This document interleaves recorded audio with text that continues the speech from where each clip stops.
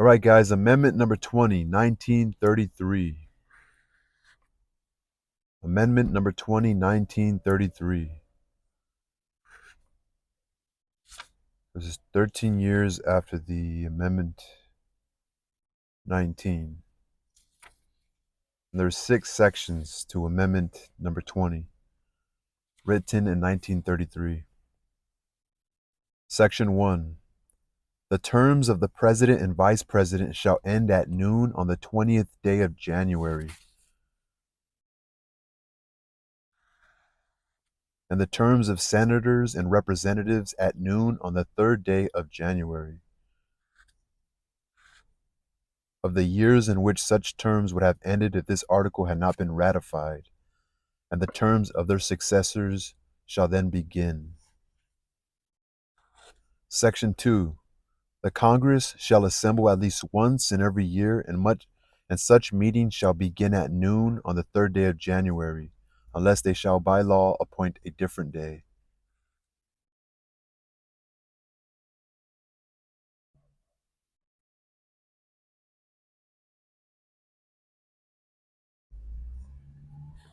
Section 3.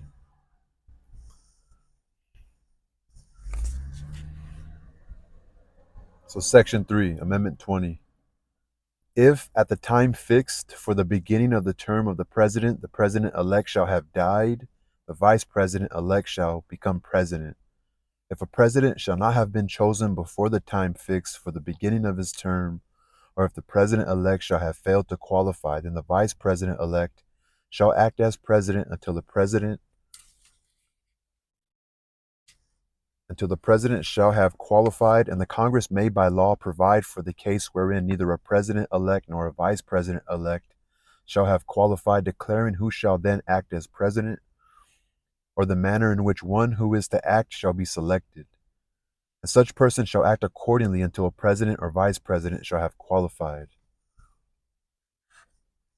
Section 4. The Congress may by law provide for the case of the death of any of the persons from whom the House of Representatives may choose a president whenever the right of choice shall have devoted, or when the right of choice shall have devolved upon them, and for the case of the death of any of the persons from whom the Senate may choose a vice president whenever the right of choice shall have devolved upon them.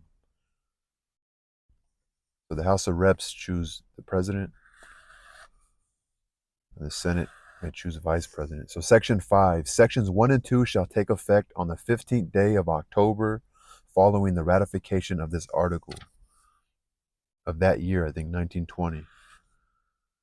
Section 6, this article shall be inoperative unless it shall have been ratified as an amendment to the Constitution by the legislatures of 3/4 of the several states within 7 years from the date of its submission. So what is the breakdown?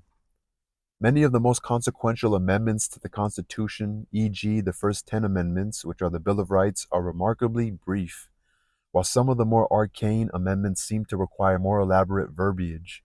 This is certainly the case with the 20th Amendment. Traditionally, new presidents took office in March, creating a significant time gap between their election in November and their inauguration. In some cases, this time lag had serious consequences. For example, during the period between Abraham Lincoln's election and inauguration, his Democratic predecessor, James Buchanan, found himself to be a lame duck president at a time when Southern states were seceding from the Union. In recognition of the improvements in communication and transportation since the Constitution was originally adopted, the 20th Amendment reduced the amount of time elapsing between the president's election and his inauguration. It also moved the meeting time of a newly elected Congress from March to January 3rd,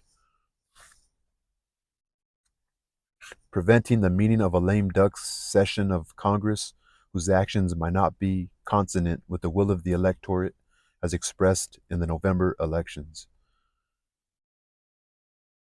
There's still more, but I want to come back up here.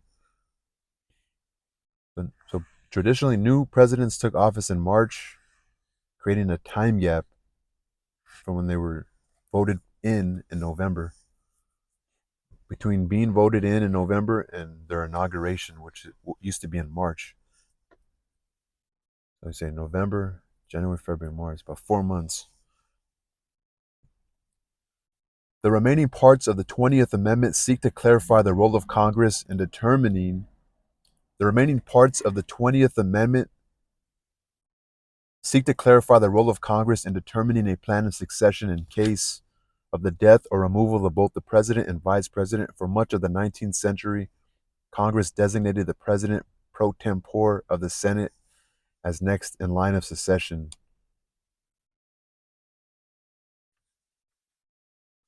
From the 1880s until 1947, Congress stipulated that the Secretary of State would be next in line. The decision to change the law and provide for the Speaker of the House to assume office in case of the President and Vice President's absence was shaped by the desire to have a popular or was the desire to have a popularly elected official, in this case the leader of the legislative branch most directly responsible to the people, assume the presidency.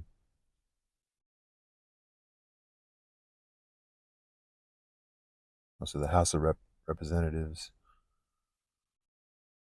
Speaker of the House. So the Speaker of the House is third in line to be president. Something happens to the president, and then something happens to the vice president, Speaker of the House. Was shaped by the desire to have a popularly elected official, in this case, the leader of the legislative branch most directly responsible to the people, assume the presidency.